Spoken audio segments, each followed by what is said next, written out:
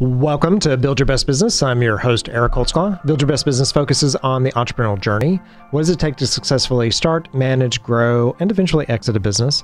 I'm talking today with Lucy Kairalla. Very good. She is a CEO and marketing strategist for Plain Language Marketing. And when we first met, we decided that we were doppelgangers, like we're basically a male and female version. We do very similar work. So, So talk a little bit about Plain Language Marketing. What does Plain Language Marketing do? So Plain Language Marketing is a marketing agency. We're full service, and we focus on marketing automation and lead generation. Okay. And then I get asked that question, lead generation, what do you mean by lead generation? And it's starts with your website. And what we do, we implement things on your website to find out who is visiting your website. So at that point, we just want to know who these people are. But there are a few questions that your website has to satisfy when your audience is visiting, right? Yeah. So we pay attention to those. We pay attention to call to action, placement of those information, and so forth and so on. And we move on to then integrate your website with softwares that will help us figure it out who these people are, right? So, for example, obviously, you want your website, number one, integrated with your social media page. It's just that little button on the footer or on the top that takes to your social page. Is pretty simple, piece of cake. But then there's the more sophisticated marketing automation that comes to integrate with the marketing automation softwares, platforms, and CRMs, etc. That is calculating everything, and at the end of the day, nurturing each person that visited your website and didn't make a purchase at that time, but we're going to get them later. We have a whole scheme, a whole entire, like a framework strategy. That we do that. And it's multiple channels, multiple activities. We use lead generators in terms of downloadable PDFs to attract them, and then serious profiling to come. So we will find out even what's their favorite restaurant if we can, Right. Well, and what's interesting is, and I noticed in the background, you and I have B2C customers, but I also have B2B. You primarily have B2B, right? Primarily, we have maybe one or two. It's B2C, not our forte. We have because our B2B client happens to own this other company. So we don't do much B2C. I have a lot to learn in that area. Yeah, well, but the thing about it is that with B2B, I so often, and this is probably the case for you, run into companies that have websites that sort of predate 2008. Oh, yeah. And if your website is before 2008, like if you built it then, and maybe even around that time frame, your website probably most likely doesn't do all the things it needs to do for you. Because you should see your website as your number one salesperson. Absolutely. Well, if you are ambitious enough, because there's some people that they're good with just shaking hands. Yeah. No, I build my business shaking hands. All right. How many hands can you shake? Well, and how many people really want to shake your hand anymore? I mean, that's the problem. People are busy. Yeah. Exactly. We live in an on-demand society. Like, I don't want to necessarily go to a networking event unless I have to. It's got to really be compelling. I mean, I get to watch shows when I want to, all that. So I just want to come visit your content, look at your site, understand you, and let me buy from you. I don't need you to sell it, right? Yeah. When they come to a website that has those three components, very specific, what do you offer? And do I need this? And the third one, how do I get it? Yeah. It's three. Right. That's it. Yep. If your website is saying 1, 2, 3, very clear, and in 5 seconds, that's it. Yeah, don't put everything. It should be your best brochure. Best brochure. Best salesperson. Best brochure, and then you use all the content behind it. So talk to me about how you got into that. Because I got into it easily. I'm a recovering technologist. So I went to school for computer science. I ran technology shops in the day. So marketing is now technology. I mean, it really is. And so I just speak the language. Like, I understand how all this stuff works together and things. So I'm tell them that recovering technologist who became a marketer. What about you? Where's your background? Where did you find your beginnings? I'll take you guys back to Brazil. Okay. And that's where I'm from. And ever since I know myself, I'm in marketing. I went to school and I started working. My first job was at the Brazilian Tourism Board which was to promote the Brazil country, as a touristic destination for events. Okay. And following that, I went to São Paulo Convention and Visitors Bureau, promoting the city of São Paulo as a destination for events. So I did a lot of trade shows at that time. I always be in marketing. I got an MBA in marketing at that time, hospitality, back in Brazil. Came to the US and got another MBA in healthcare management. There's a story there. We're probably going to need another coffee. So you have two MBAs? I have two MBAs. Wow. I do. Wow. Work really hard. But the first one, I was really young. I came out of college, I was 21, straight to MBA. Oh, wow. And I realized, I need English. If I want to grow I was already a manager at MySpace in Brazil, and I wanted to grow, but my English was not fluent enough. Okay. So I came here. Okay. And when I was here, my life changed. Never left. Right. I'm here. Right. Just love this place. So you had the choice though of, you could have gone to work for a company. Did you work for a company for a period of time and then break out on your own, or have you always been kind of a rebel and decided to do your own thing? Okay, let me tell you how I became an entrepreneur. Okay. So I did work for a company, but before that I was in this country and I couldn't work because of my visa. Yeah. So I was doing a lot of consultancy, getting paid in Brazil, etc. I'm a person, I cannot not work, right? Yeah. Mm-hmm. So back when I was 25, 26, at that age, I was just there as a consultant, and I realized that I work really well alone, right? That's when I started finding out a little bit of entrepreneur inside me is, all right, I can actually work really well alone. I can advise deliver, implement, and etc. all in marketing. So I had a few clients that were starting up. They need help, very small projects. I come in, let me help you, pay me in Brazil, right. That kind of thing. And then when I finally got my visa, I'm now eligible to work in the US. Okay. I got my foot at the door and I was ready. Got my first job. I was so excited, and it was in this insurance company in Oregon. That's where I used to live. I lived there for 10 years, Portland, Oregon. And everything was well in the beginning. I was in the marketing department, right, doing outreach, community outreach was wonderful. I was really, truly enjoying. The company had a really beautiful mission. Right. It was a very different health insurance company. And but then after 6 months that we put together the insurance product, my boss needed somebody to sell, to deliver, right, in the sales area. And I was selected. Didn't want to do it. You're voluntold. That's what I say. Exactly. I told him, I say, I have nothing. I've never done anything in sales. Are you sure? And he looked at me and he say, I know you're going to do really well. Right. And at that point, I'm like, okay, new thing. All righty, I'm going to try this. I'm going to try this because I love this company, because I love everybody here. I'm going to try this. So he put me there. And all of a sudden, I was having to deliver workshops for health insurance brokers. I had zero public speaking. All I had was my nice smile, I guess. And I realized that I could do this, you know. I can sell. I can sell. I start selling a lot. And I start becoming really smart at the sales. Okay. And also I learned a lot about building relationships and how that is important for every entrepreneur that wants to start a business. That's number one skill that you need to have. Absolutely. Is that relationship building. Yeah. So businesses are not built hanging out in your office. No. And I realized also that, you know, in the beginning, I was new to this, and I come into meetings and I'm meeting you, and I'm so focused in selling to you that I can't make a connection. And that's not how you make connections. Yeah.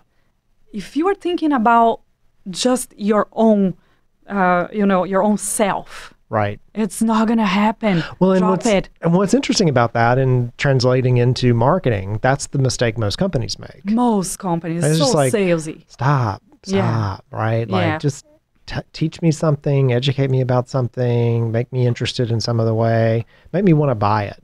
Don't sell it to me. You're not going to sell it to me. Like most people but you can't sell them.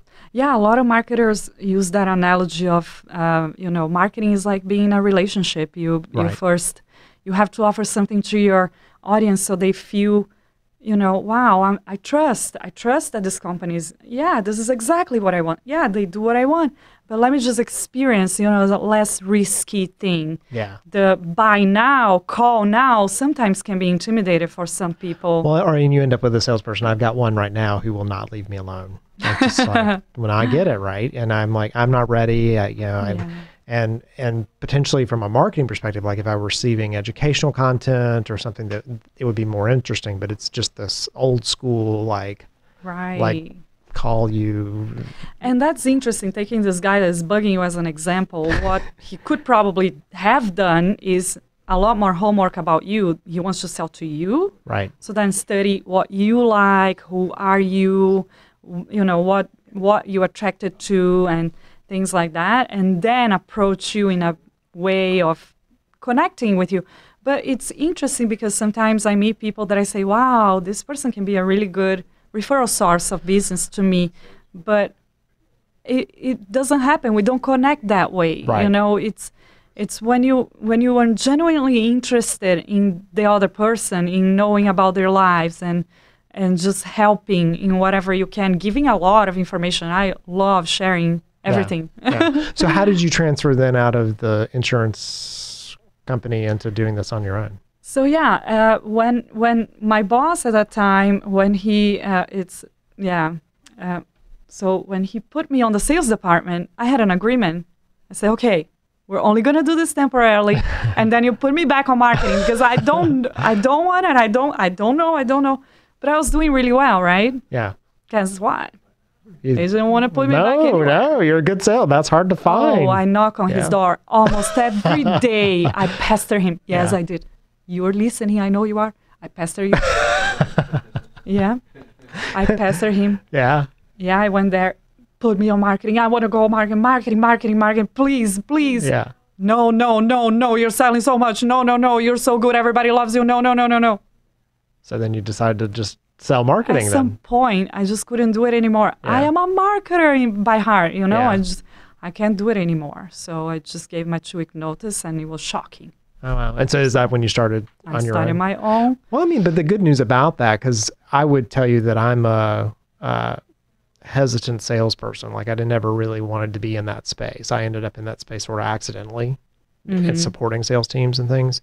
And it was a good education because you have to sometimes be taught that you can do it. Like that, I can sales, right? I can would not do change sales. anything on my past. Yeah. I think every challenge. That is such a strong thing to say. You shouldn't really want to. It's all, there's all there for a reason. The bad, the good, everything is teaching you at some point. It's use that in the right moments, Yeah.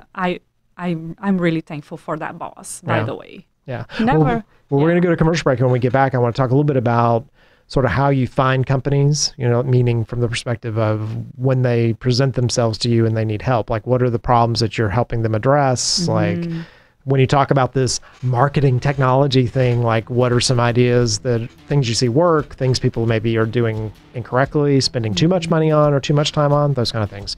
So we'll be back in just a second. You're listening to Build Your Best Business. I'm your host, Eric Holtzclaw. We're talking today with Lucy Kairalla. All right. CEO and marketing strategist, Plain Language Marketing. We'll be right back.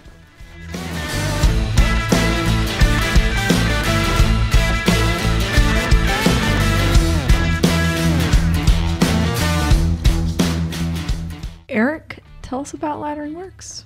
So Laddering Works is a company that helps other businesses in one of two ways. Okay. So your company is either growing and you're not exactly sure how to keep up. So you need to scale operations, maybe raise some money, those kind of things. So growing too fast. Growing too fast. Growing too fast. You got kind of structural, you walk in every day, there's a fire. You've been doing it longer than 3 years or 1,000 days, and you still feel like you can't step away from the business and take a vacation. So we help companies on that side. So sort of operational support, looking at their financing, seeing if there's a way that we can help them, get to the next level. Or you're a company that's not doing any marketing at all. So you are maybe stalled. Your business has gotten to a certain level, you make a certain amount of money every year, but you've never gotten above that. And we come in and build marketing structure. So both of them are operational at the end of the day. It's about creating a process and a way to approach it that's strategic. It's that owners don't often know how to do both of those. So they're really good at sales, which means they may need operational structure because they're out signing more customers than they know what to do with. Or they've built a beautiful product that's the best kept secret. And so they need somebody to come in and help them market that product. And so that's the kind of businesses we look for. We come in as a stopgap and we work with a company for somewhere around 12 to 18 months typically, solve those problems for them and leave them better than we found them.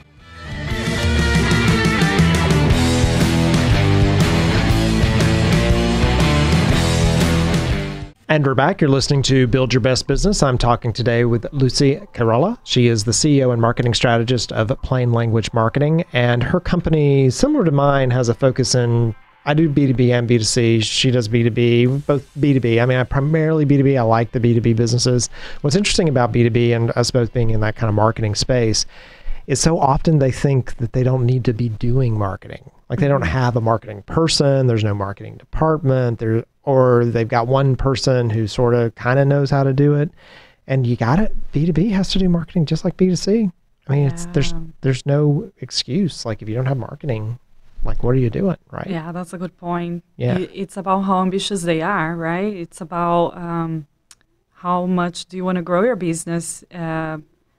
Well, it's ambitious, and you'll see, like, if you're out there and you're a B2B company and you've plateaued, like you can't seem to get over a certain revenue target, and you don't have marketing in place, that's probably your problem because you're not selling enough to existing customers. I love those companies, by the way, because you do so little and you see such a big, absolutely, such a big jump on everything, and such an excitement from the team, from the owner, and yeah, I love working with companies that are just in that they build a successful business, but they plateau. I call them profitable but not progressing. I like that. Profitable but not progressing. That's my favorite. So you're profitable, you're sort of chugging along, but you're not really progressing. So what can we do? It's going to turn that dial a little bit. And then when you start to turn the dial a little bit, you can start to add things to it. So when a company comes to you and you're starting to diagnose what they need. And you talked at the beginning a little bit about, making the website smart and knowing who's visiting. So talk me through a little bit of that journey. Like what are some of the things you're looking at? And at that point, I'm really looking at, do they have a top of funnel strategy, right? So the funnel is the sales funnel, which is the awareness, interest, decision, conversion. What's happening on the top of the funnel? How are they communicating their message? That's the number one thing I see that sometimes need work most of the time. But let me go back a little bit, because the reason why this company sometimes don't have a marketing person is because of past experiences they had with marketing. They're not entirely happy, or they pour money in some campaign, some paid ads campaign didn't work. Right. And that's the magic of actually coming with a strategy rather than, hey, PPC is working for my neighbor. I'm going to do it. Right. I'm going to do it. And you're going to lose money most likely. It doesn't work like that. Yeah. There are and that's many a tactic. channels. Yeah. People, right. I talk to people all the time. I'm like, are you doing marketing? Yes, we're doing LinkedIn ads. That is not marketing. That is a tactic. If they mention one specific thing like that, then I'm like, yeah, no, you don't have a strategy. You have a tactic. Awesome. But you don't have a whole thing around it. Yeah. Fully agree. So the problem I see, the challenge I see starts with that space where they had a bad experience, or had a bad marketing agency, or somebody that delivered beautiful graphic design, a beautiful banner on their website, but the banner doesn't say anything.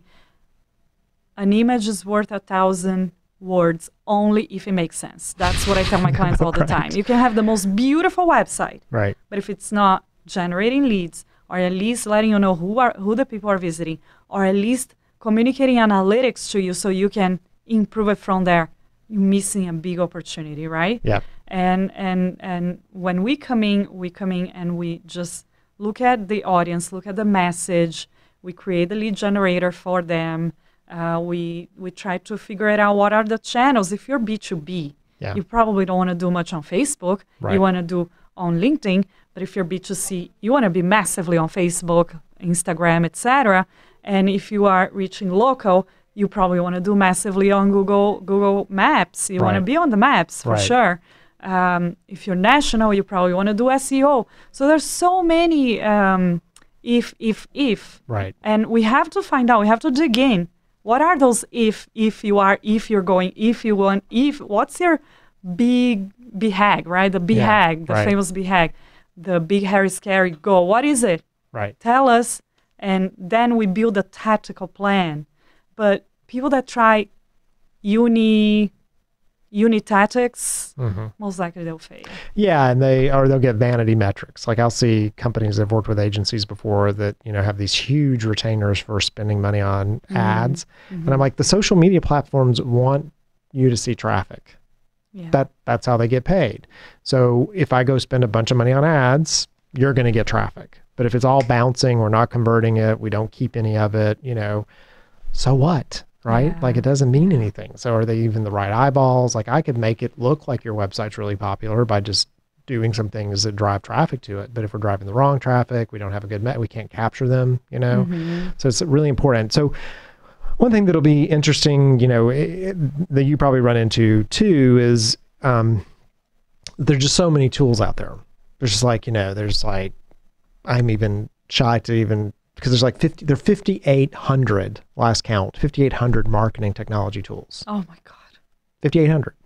Now I argue that's okay. Cause like if you go into Home Depot, there's a different tool to do a different thing. So you wouldn't want just one tool. You need something that's like, oh, this is really good at this. And this is really good at this.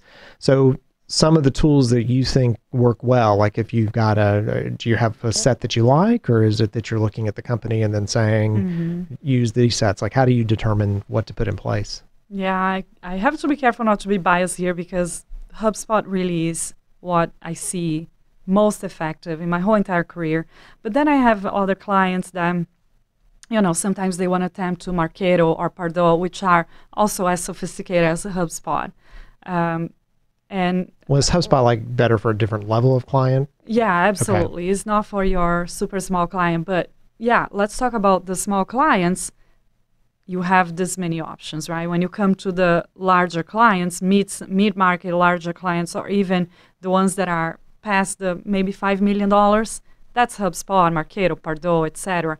But looking at the small guys that are starting their business, they need marketing automation as much as the big guys. I like MailChimp. MailChimp it's the only one for me that I see that didn't actually stop and say, okay, we're good enough. Right. They're always improving. So I like MailChimp. Yeah. Infusionsoft, I have a problem with adoption. I try for a few clients, they call it Confusionsoft. Yeah. I'm sorry, Infusionsoft guys, if you're listening to this. I'm an Infusionsoft customer, and I would agree. So we have a lot built on Infusionsoft, so that's why we haven't pulled off of it. But it is not an easy. My assistant was out this past week, and I had to put my newsletter out myself. And I went into Infusionsoft, and I'm like, none of this. I built it in the wrong place, and then I came back, and I'm like, that's not where that goes. Like it has to go here. It doesn't make sense. So yeah, that's really important. Yeah, it's Confusionsoft. But does it do the work? It does beautiful marketing automation. Yeah, well, and that is the thing about the product. So sometimes they're beautiful on the back end, and then the product they produce is not compelling. Like you know that it's coming from some kind of automation site, and you're like, You know what I see now a lot? The CRMs getting into marketing automation and marketing automations getting into CRMs. Well, they can't. And you need to know their heritage. Like that's what I tell people. It's like you need to know where was this founded? So was it founded for primarily sales or primarily support? Was it founded primarily for lead pages or for because it'll do that really well. And they'll tap on these other things, but you'll have to decide, and they may not be the right things, which is why the Home Depot analogy works. I can use a flat screwdriver to pull tile up in my house, but there is a thing called a tile scraper that I should really go buy, right? So knowing the right thing and the right way to use it is part of the challenge. Yeah, coming from somebody with information technology background, you probably probably very knowledgeable about those tools, and absolutely, if they're built for this, that's what they do the best. Yeah. And then you come to those clients where they have massive amounts of tactical happening at the same time, massive amount of marketing, and you have also a massive amount of softwares and platforms you are dealing with, right? Yeah. So my clients get a little overwhelmed. I have one client right now that has been a little bit whiny about so many platforms. I'm paying subscription here, there. I don't even know what I have anymore. and I would like a one-stop solution, right? Right. Unfortunately, not that will do everything super well. No, yeah, and I think that's there's even like the concern on my side. I mean, clients kind of fall in one of two categories, right? I want everything in one place, or I want to kind of specialize. The problem with all in one place, well, what if that platform goes down, or you lose data? Like, I like sort of having it spread a little bit, and redundancy. Yeah, it gives you some disaster redundancy. Recovery. Yeah, I hear your IT. Yeah. Well, and then it also lets me take advantage of, like, if one company seems to leapfrog the other, then I'm not establishing potentially a new relationship. I may already have some things and I can move them around. So it's knowing that, it's part of what you and I have to think about almost every day.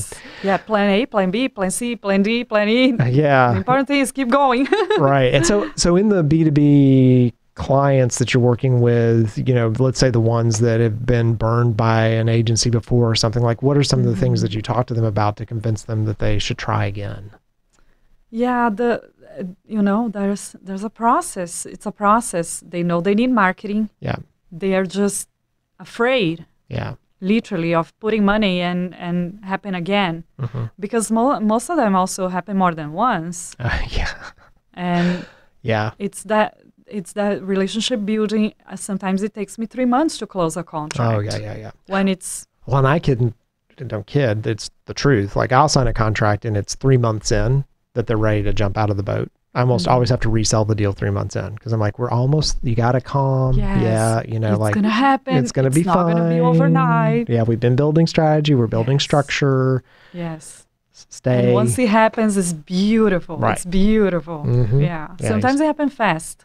Sometimes. Depending on how the situation is right now as I'm getting into your account. Yeah, right. So, yeah. Yeah, you have to evaluate that, right? Like, so they're doing way too much, nothing at all, those kind of things. And let me see how the other marketing agency left you. When I walk into agencies, but also often where they had a marketing person, and the person is not there any longer.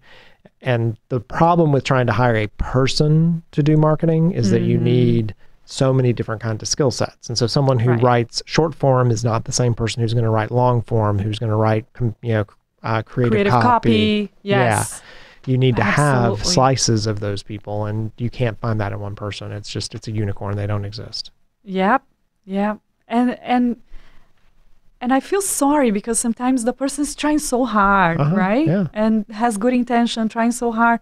But you need to also recognize the client is outgrowing me. Yeah. And when the client has to recognize, I'm outgrowing this person. I can't demand too much of this person. Right. And sometimes I get them that they are bitching their marketing agency. Well, but hold on, you hired them just for your website, and all of a sudden you're demanding them to do a lot more than what they are capable of. Yeah. And I find that sometimes that's the case. And I feel also a little upset about this whole thing of marketers being profiled sometimes with meaning that they're bad, scammers, etc. Yeah. I want to be proud of saying I'm a marketing strategist, and and it really depends on the taste. Like, I tell them it's not Don Draper, it's turning it into a machine. So it's not Mad Men, the show Mad Men. It's more about making it operational, structured, those kind of things. So strategy, everything. Yeah. And I tell you that it's I find so many good people out there. Yeah. So many good marketers. So many good people. I have so many good partners that we exchange ideas, like you and me right now, that we call each other up, and they're doing genuinely great work for their clients. Yeah. And we cannot be the ones saying, "Oh, she's a marketer." Oh, okay. Well, and it really is about having an ecosystem of marketers, like a way to kind of pull in people the right way. And you and I both look at it that way. So we sort of call ourselves an agency, but not really, more just so that people understand what we do. And it's more about general contractor, right? Like, how do I find the right people to give you the right thing? And the person I use here might not be the same person for that same thing on another client, because you need a different skill set. Most likely never going to be. Yeah.